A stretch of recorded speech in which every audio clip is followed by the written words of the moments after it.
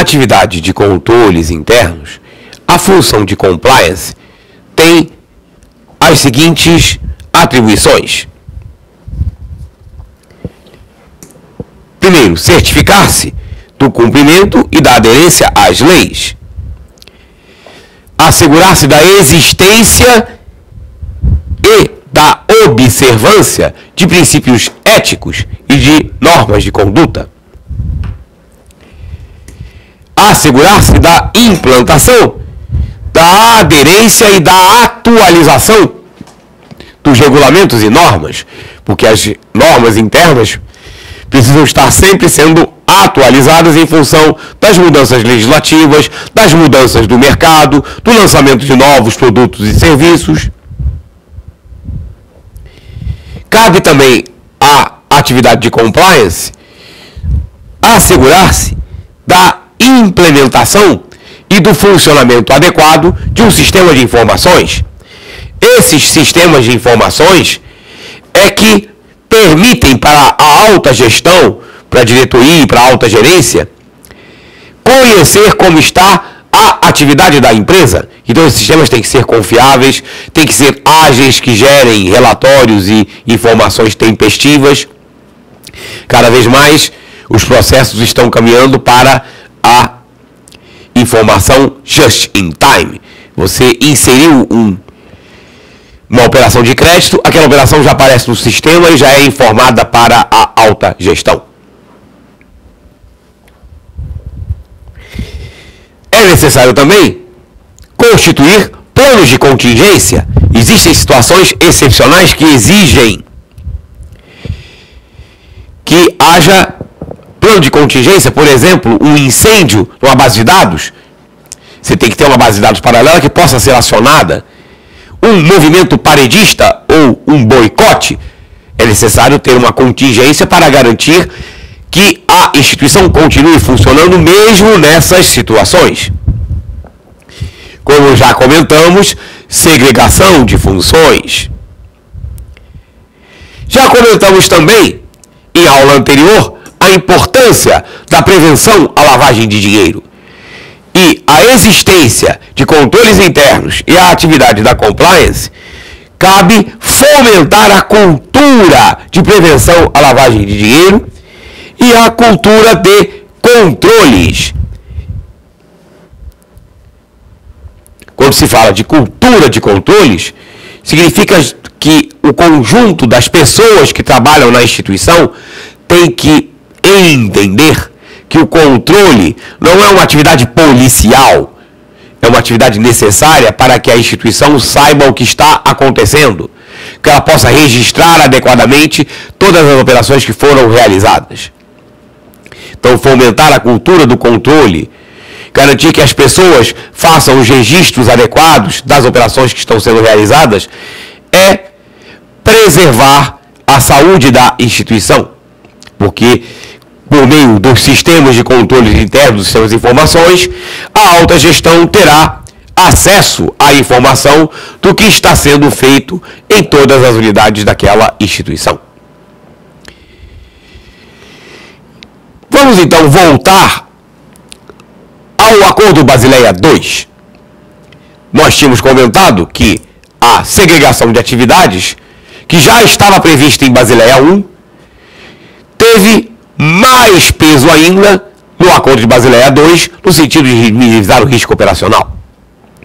E comentamos que Basileia II é calcada em 3 pilares.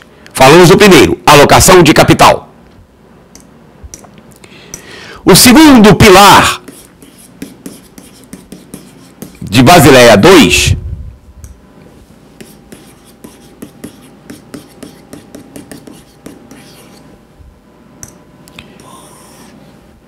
é a atividade de supervisão bancária.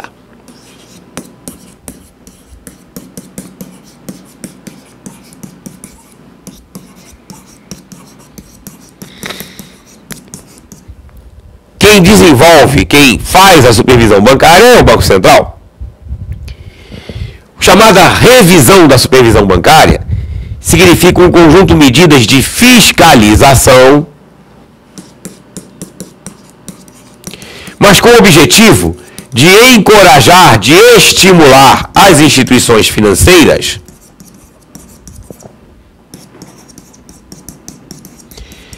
para que elas desenvolvam os seus próprios métodos de monitoramento e administração dos seus riscos.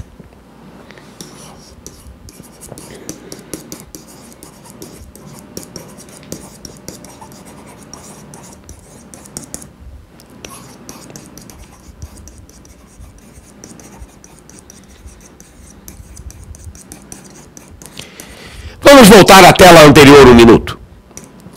Comentamos que a alocação de capital é feita calculando um patrimônio de referência exigido mínimo, que é composto pela soma de uma série de parcelas. Pois muito bem, o Conselho Monetário Nacional e o Banco Central, em 2007, além da Resolução 3.490, o Banco Central expediu uma série de circulares definindo as formas de cálculo de cada uma dessas parcelas. Entretanto, o Banco Central abriu a seguinte possibilidade: as instituições financeiras podem propor método interno alternativo de cálculo dessas parcelas. Isso está em implantação. O pilar 1, alocação de capital, patrimônio de referência exigido calculado a partir da soma dessas parcelas, isso já está implantado no Brasil. O que está em implantação são os pilares 2 e 3. Ou seja, neste momento que estamos gravando essa aula, várias instituições financeiras estão propondo ao Banco Central metodologias desenvolvidas por elas próprias, metodologias internas, de cálculo de várias dessas parcelas, como, por exemplo, do risco de crédito, do risco de mercado. Há um cronograma definido pelo Banco Central, onde cada um desses riscos poderá ser calculada a parcela de capital que deverá ser alocado por metodologia interna. Só que não é tão simples. O banco tem que apresentar a metodologia que ele está propondo, que ele está se propondo a utilizar. O Banco Central faz testes nessa metodologia, verifica se ela é consistente, se ela é adequada, homologa a metodologia se ela for consistente e adequada, mas o fato de ser homologada não significa necessariamente que a instituição terá autorização para utilizá-la. É possível o Banco Central homologar várias metodologias de várias instituições e só autorizar algumas.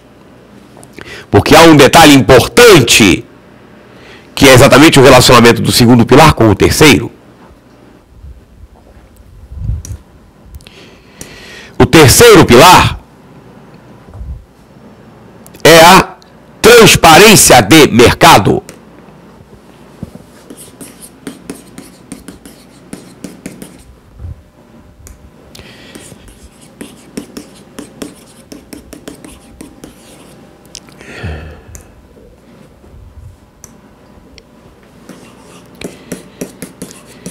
O que quer dizer isso? Resumidamente, quer dizer o seguinte: aquela instituição financeira que, por meio do pilar 2, desenvolver um método interno de cálculo da sua parcela de alocação de capital, método interno de gerenciamento dos riscos, vamos dizer que esse método foi homologado e autorizado pelo Bacen.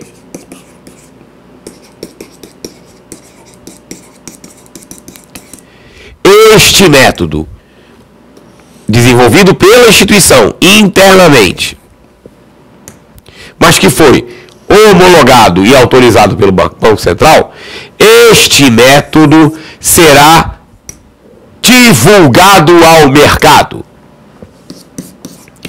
Todo o mercado irá conhecer a metodologia que aquela instituição financeira utilizou para fazer o cálculo da sua alocação de capital e a metodologia que ela está utilizando para calcular a sua exposição a determinado tipo de risco. E aí o mercado também terá condições de avaliar se aquela metodologia é consistente, se aquela metodologia é adequada, se o banco não está diminuindo, reduzindo artificialmente o cálculo da sua exposição ao risco para colocar menos dinheiro, para alocar menos capital. Esse risco existe. Por isso que o Banco Central exige previamente analisar e homologar uma metodologia antes mesmo dela ser autorizada à utilização. E aí, para concluirmos, vamos comentar rapidamente sobre o que já está sendo finalizado em termos de discussão sobre o Basileia III.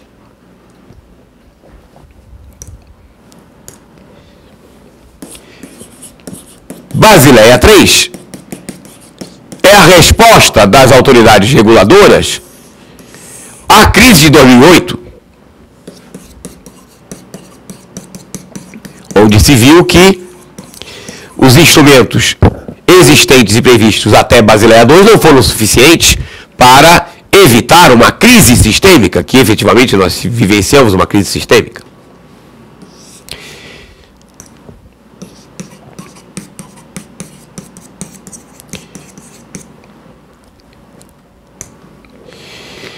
Uma série de mudanças está sendo implementada no chamado Acordo de Basileia III, mas uma das mais relevantes e a que tem mais sido apresentada no noticiário é o reforço na alocação de capital próprio.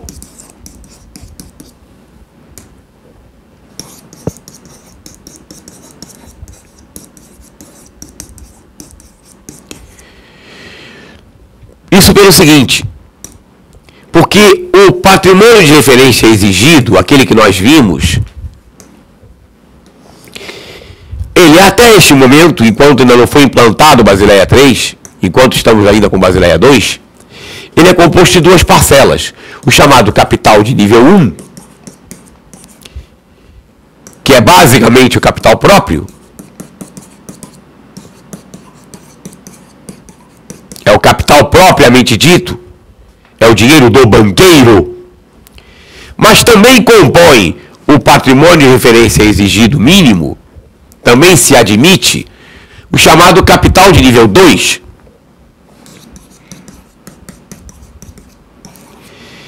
Capital 1 e capital 2 são, com muita frequência, muito comumente, denominados, chamados por termos em inglês. É o Tier 1 e Tier 2. Mas vamos utilizar o termo em português. O capital de nível 2 é aquele que não é composto basicamente por capital próprio, e sim pela chamada dívida subordinada.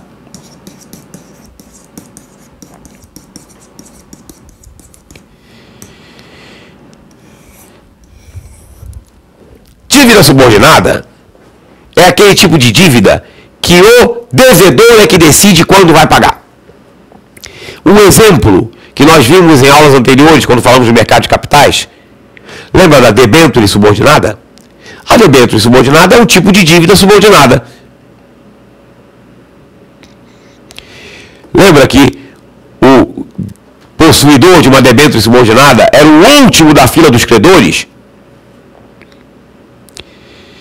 E você lembra que nós comentamos também que existiam debêntures perpétuas, aquela que a empresa emitente é que dizia quando iria pagar o principal, os juros seriam pagos periodicamente, mas o principal só quando a empresa decidisse?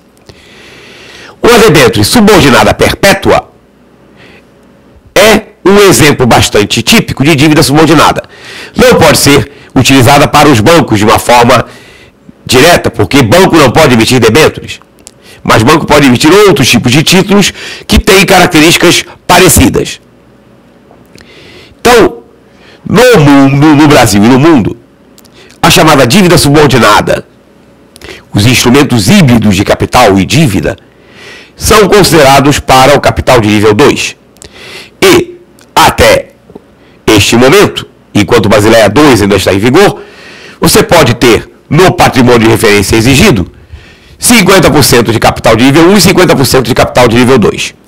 O que está se discutindo em Basileia III é aumentar significativamente a percentagem obrigatória de capital próprio.